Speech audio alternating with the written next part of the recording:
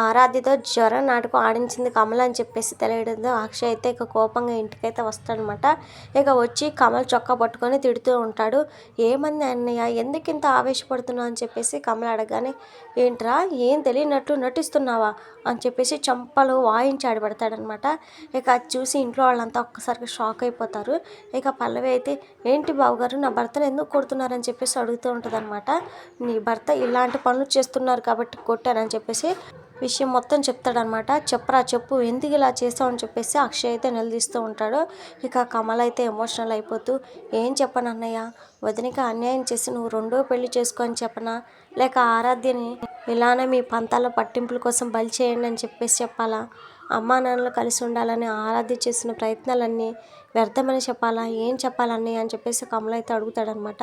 నువ్వు ఏం చేసినా, నన్ను కొట్టినా, నా కాళ్ళు చేతులు విరిచేసినా కూడా నిన్ను వదిలిని కలపడానికి నేను ప్రయత్నిస్తూనే ఉంటా అని చెప్పేసి కమల్ అయితే చెప్తాడనమాట. ఇక తర్వాత సీన్లో అవని అయితే స్టవ్ వెలిగించకుండానే గరిటె తిప్పుతూ వంట చేస్తున్నట్లు ఉంటుంది. ఇక ఇంతలో రాజేంద్ర ప్రసాద్ అయితే వంటగదికి అయితే వస్తాడనమాట. ఏంటమ్మా ఎంత ఆదమరుపుగా ఉన్నావు, ఏం ఆలోచిస్తున్నావు అని చెప్పేసి అడుగుతూ ఉంటాడనమాట. ఏం లేదు మావయ్య గారు, ఆరాధ్యని ఆయన దగ్గర ఉంచాలని నేనే పంపించాను, కానీ ఒక్కరోజు కూడా ఆరాధ్య ఉండకుండా జ్వరం నాటుకు ఆడ వచ్చేసింది, ఆయన ఎంత బాధపడి ఉంటారని చెప్పేసి అవని అయితే అంటూ ఉంటుందన్నమాట. ఇక ఆ మాట వినగానే రాజేంద్ర ప్రసాద్ ఎప్పట్లానే ఇదే ఆలోచన వాడికి ఉంటే ఎంత బాగుండేదమ్మా అని చెప్పేసి చెప్తూ ఉంటాడనమాట. ఒకప్పుడు అక్షయ్ తనని ఎంత ప్రేమగా చూసుకున్నాడు ఏంటి అనేది తలుచుకొని మొత్తం బాధపడిపోతూ ఉంటుందన్నమాట. ఇక తర్వాత సీన్లు పొద్దున్నే పేపర్ పట్టుకొని ఇంట్లోకి వచ్చి అరుస్తూ ఉంటాడనమాట కమలు. ఏహే అందరు రండి, గుడ్ న్యూస్ అని చెప్పేసి పిలుస్తూ ఉంటాడు. ఇక అందరు రాగానే, చూసారా మన ఫ్యామిలీ గురించి పేపర్లో న్యూస్ వచ్చిందని చెప్పేసి చూపిస్తాడనమాట. ఏది ఇలా ఇవ్వరా అని చెప్పేసి పార్వతి అయితే తీసుకుంటుంది. చూసావా అమ్మ, వదిన చెప్పిన మాటల్ని హైలైట్ చేస్తూ న్యూస్ రాశారని చెప్పేసి స్కూల్ ఫంక్షన్ ఈవెంట్ వార్తనైతే చూపిస్తాడనమాట కమల్లో. ఇక అది చూసి పార్వతికి అయితే ఇక కోపం నషాలానికి అంటుతుందనమాట. ఇక శ్రేఖర్ పేపర్ తీసుకొని మురిసిపోతూ ఉంటాడు. ఇక అది చూసి ఇక శ్రేయ అయితే వెళ్ళిపోబోతూ ఉండగానే శ్రేఖర్ అయితే ఆపుతాడనమాట. మంచి పని చేసినప్పుడు వదిన గురించి ఒక మాట చెప్తే ఏమవుతుంది అని చెప్పేసి అడుగుతాడనమాట. ఇదంతా అవని ఆడిన డ్రామా అని చెప్పేసి శ్రేయ అయితే అంటుంది. ఇక శ్రేయ మాటలకి పల్లవి కూడా, అవును ఇదంతా అవనే ఆడించిన డ్రామాయే, ఎందుకంటే ప్రాజెక్టు విషయంలో సంతకం చేయమని అడిగినా కూడా మావయ్య చేయలేదు, ఆ అవని చెప్తేనే చేశారు, ఇప్పుడు స్కూల్కి 10 లక్షల విరాళం కూడా అవని చెప్తేనే ఇచ్చారు, ఇది మాకు అర్థమవుతుంది, మీకు అర్థం కావడం లేదా అత్తయ్య అని చెప్పేసి అంటూ ఉంటుందన్నమాట. ఇలానే అందరికీ లక్షలు కోట్లు విరాళం ఇచ్చుకుంటూ పోతే కంపెనీ దివాళా తీయడం కన్ఫర్మ్, అందుకే మావయ్య గారి చేతిలో ఉన్న పవర్ తీసేసి నేను కంపెనీలో భాగస్వామిని అవుతానని చెప్పేసి అంటూ ఉంటుందన్నమాట. ఇక ఆ మాట వినగానే శ్రేయ అయితే నేను కూడా కంపెనీలో భాగస్వామిని అవుతా అని చెప్పేసి అంటూ ఉంటుంది. ఇక పల్లవికి అయితే ఇక కోపం అయితే ఎక్కువైపోతుంది అనమాట. ఏంటి నువ్వు నేను ఒకటేనా, నువ్వెందుకు ఇందులో దూరుతున్నావు అని చెప్పేసి అంటూ ఉంటుంది అనమాట. నీకేం హక్కు ఉందో నాకు అదే హక్కు ఉంది, ఆ మాటకు వస్తే నీకంటే ఎక్కువ హక్కు నాకే ఉంది, అవని అక్క తర్వాత ఇంటికి నేనే పెద్ద కోడలు కనుక నీకంటే ఎక్కువ అధికారం నాకే ఉందని చెప్పేసి శ్రేయ అయితే అంటదనమాట.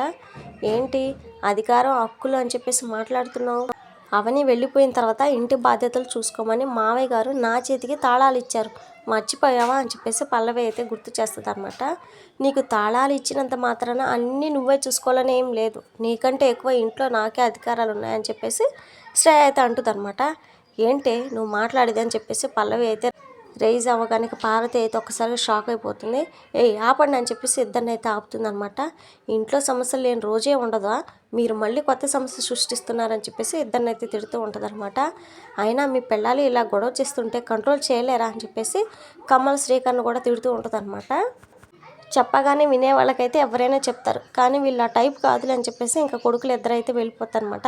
ఇక పార్వతి కూడా వాళ్ళిద్దరిని చీకొట్టి వెళ్ళిపోతుంది. ఇక అందరూ వెళ్ళిపోయిన తర్వాత అయితే శ్రేయాకి పల్లవి అయితే వార్నింగ్ ఇస్తూ ఉంటుంది అనమాట. ఏంటి ఎక్కువ మాట్లాడుతున్నావు, నా పైన గొంతులేస్తుంది ఏంటి అని చెప్పేసి అడుగుతూ ఉంటుంది అనమాట.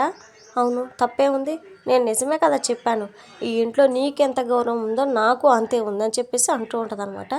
ఓహో ఇంతవరకు వచ్చిందని సంగతి తెలుస్తా అని చెప్పేసి పల్లవి అయితే అంటూ ఉంటుందన్నమాట.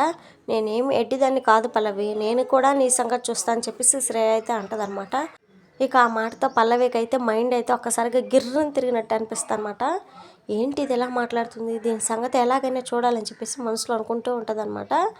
ఇక ఆ తర్వాత సీన్లో అక్షయ్ ఆఫీస్లో డెకరేషన్ చేస్తూ ఉంటుంది అనమాట అవని. ఇక ఇంతలో అక్షయ్ అయితే వచ్చి ఇక అవనీని అయితే చూస్తాడు. ఆరాధ్య, జ్వరం నాటకం, కమల కొట్టడం ఇవన్నీ గుర్తొస్తూ ఉంటాయన్నమాట. ఇక అక్షయ్ అయితే అవనితో ఇక నుంచి నువ్వు ఆఫీస్కి రావాల్సిన అవసరం లేదు, ఈ ఉద్యోగం మానేయి అని చెప్పేసి అంటాడనమాట. ఎందుకండి నేనేం మీ ఆఫీస్లో పనిచేయడం లేదు కదా అని చెప్పేసి అవని అయితే అడుగుతుంది. నువ్వు ఇలా చెప్తే ఎందుకు వింటావు అని చెప్పేసి అవని కన్సల్టెన్సీకి కాల్ చేసి మీ సర్వీసులు మాకు ఇంకా అవసరం లేదు, దీనికి మీ ఎంప్లాయ్ అవనియే కారణం అని చెప్పేసి ఫోన్ అయితే పెట్టేస్తాడనమాట. ఇక అది చూసి అవని అయితే బాగా బాధపడిపోతూ ఉంటుంది.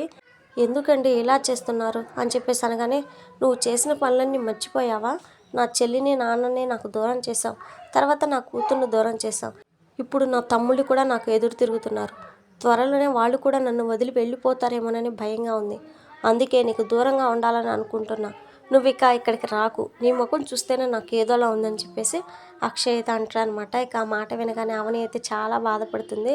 ఇలాంటి ఉద్యోగం నాకు వేరే చోట రాక కాదండి నేను ఈ పని చేస్తుంది, అయినా ఆడదాని మంచితనాన్ని మీలాంటి మగవాళ్ళు చేతగానితనంగా చూస్తున్నారు, అసలు ఆడవాళ్ళు కూడా ఇలా పంతాలు పట్టింపులు పడితే వాళ్ళ ముందు మీ మగాళ్ళ కోపం ఆవేశం నిలబడలేవు, అయినా మీ సహనాన్ని మీకు అరుసుగా తీసుకోవడం నాకు అలవాటైపోయింది, నేను ఎదురు తిరిగితే ఎలా ఉంటుందో మీకు తెలియదు, కానీ నేను బంధాలు కోరుకుంటున్నాను కాబట్టి రోజు మిమ్మల్ని చూడొచ్చని ఇక్కడికి వస్తున్నాను, అది మీకు అర్థం కావట్లేదు, వీటన్నింటికి మీరు బాధపడే రోజు ఖచ్చితంగా వస్తుందని చెప్పేసి అవని అయితే వెళ్ళిపోతుంది అనమాట. ఇక అప్కమింగ్ ఎపిసోడ్లో రోడ్డు మీద ఏదో యాక్సిడెంట్ జరిగితే అవని అయితే కంగారు పడుతూ ఉంటుంది. హాస్పిటల్కి తీసుకెళ్ళాలని చెప్పేసి కారు అయితే ఆపుతుందనమాట. ఇంతకీ అది అక్షయ్ కారు. ఇద్దరు కలిసి ఆసుపత్రికి అయితే తీసుకెళ్తారు. ఇక ఇంటికి వెళ్ళగానే పల్లవి అయితే మీరు ఉద్యోగం నుంచి తీసేశారని అవని మన ఇంటి పరువుని బజార్న పడిస్తుందేమోనని నాకు భయంగా ఉంది బావగారు అని చెప్పేసి అంటూ ఉంటుందన్నమాట. ఇక అప్పుడే ఖచ్చితంగా అలానే చేస్తుందంటూ పల్లవి వాళ్ళ నాన్న చక్రధర అయితే వస్తాడనమాట. ఇది ఫ్రెండ్స్, మరి వాళ్ళ వీడియో నచ్చితే తప్పకుండా లైక్ చేయండి. మరిన్ని వీడియోస్ కోసం మన ఛానల్ని సబ్స్క్రైబ్ చేసుకోండి.